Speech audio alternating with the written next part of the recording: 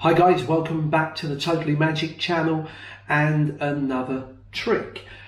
If it is your first time, and I know for the regular viewers to the channel, you're probably fed up with me saying this, but if you are a first timer here at Totally Magic, really do appreciate you hitting that subscribe button and also that little bell next to it, because you're then reminded every time we upload a brand new video. Also, if you could share, like, and also leave a comment below, even if it's just to say hi, that'd be great. On with the magic. This is a trick that uses a regular deck of cards, and it's a trick where you say to a spectator, we're going to get you to choose the card, and the card is going to choose a number, a position. Sound fair? Let's go ahead and get started. Shuffle the cards. Now you give the spectator the cards to shuffle. They can even examine them to make sure they are just a regular deck, because they really are. They shuffle the pack. Just like that. What I'm going to do is I'm going to deal cards onto the table. Now we don't know what these cards are because you shuffled them.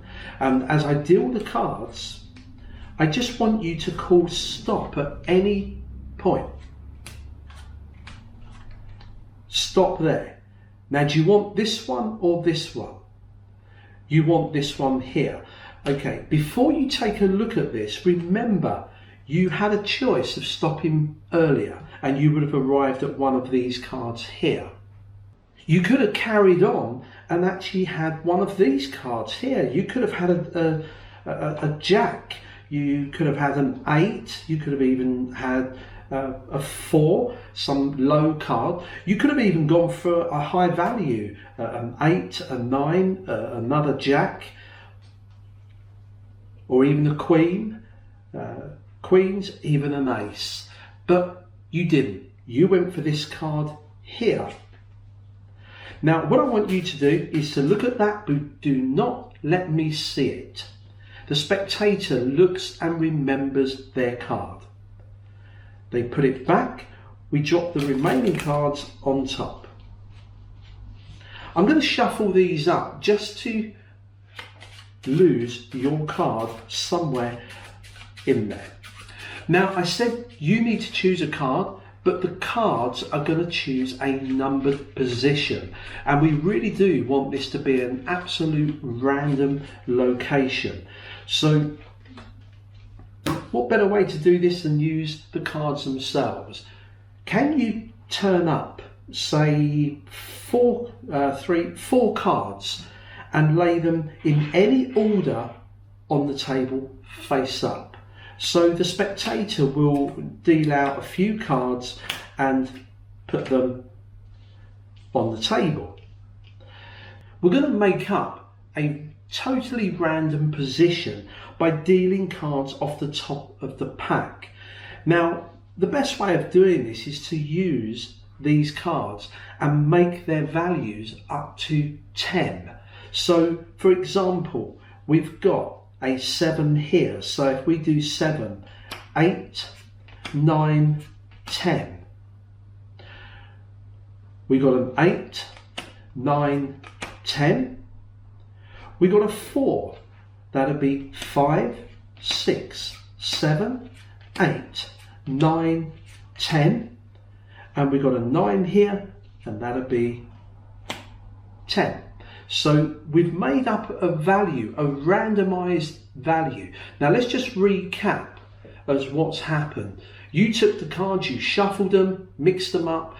You chose any card you liked. It was returned, shuffled, and we used a random array of cards to get to a position. This position here. Now this would have been different if, for example, you had had an ace here and we had had to deal 9 cards here. We've arrived at this card here. For the first time, tell us what your card was. The King of Clubs. You're not going to believe this. There is the King of Clubs. And that is an amazing card trick. So here is the expose on this great little impromptu, and it really is a totally impromptu card trick. You need a regular pack, no setup whatsoever, so you can go straight into this. And it is a trick where they're going to choose any card and the card is going to pick any number. Okay, so I'm going to go through it.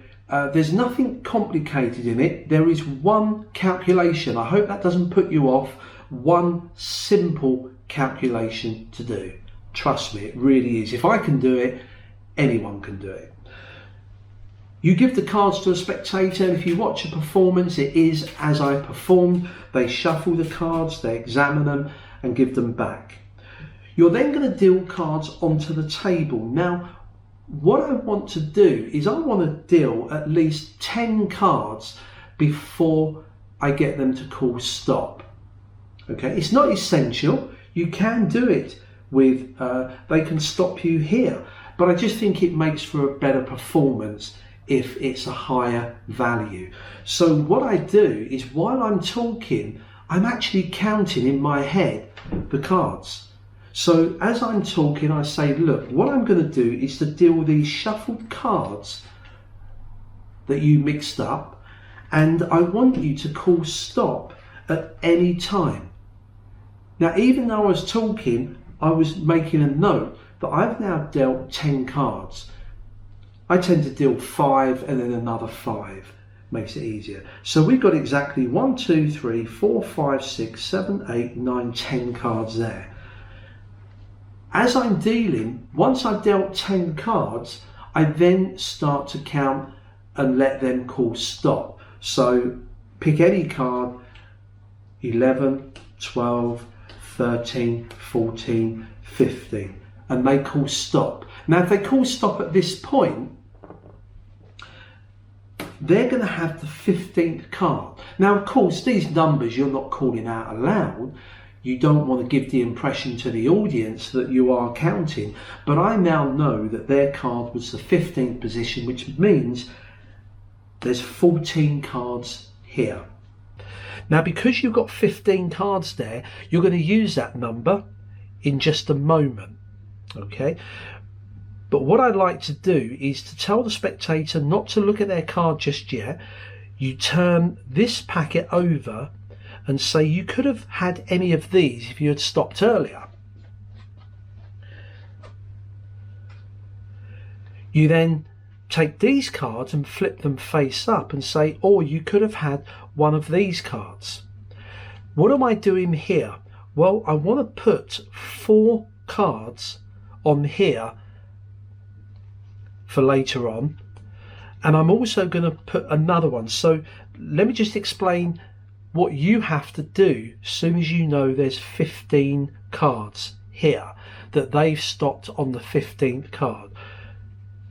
You need to take 15 from 40, and it's always 40. Okay, so you always deduct 15 from 40. If they had stopped on 17 cards or 20 cards, you deduct or subtract that number from 40. So with 15, taking that away from 40 will give me the value of 25. What I need to make sure is that the 4 cards that I throw on here add up to a value of 25. I also add an extra card. So this is how I play this. I go through and I say, or you could have stopped on one of these, maybe a king. Now I put any picture card down or a high value card and I call out its name. You could have stopped on the king of spades. While I'm saying that, I'm looking through here and I then need to take the 4 cards, but I don't name them. I say you could have had this one. You could have had this one here, or even this one. Now what I've got here is 17 plus the 5 is 22. That means I need a 3 on there, and I throw these down. So I've now got 4 cards that I didn't call out. I just said you could have stopped on this one, or this one.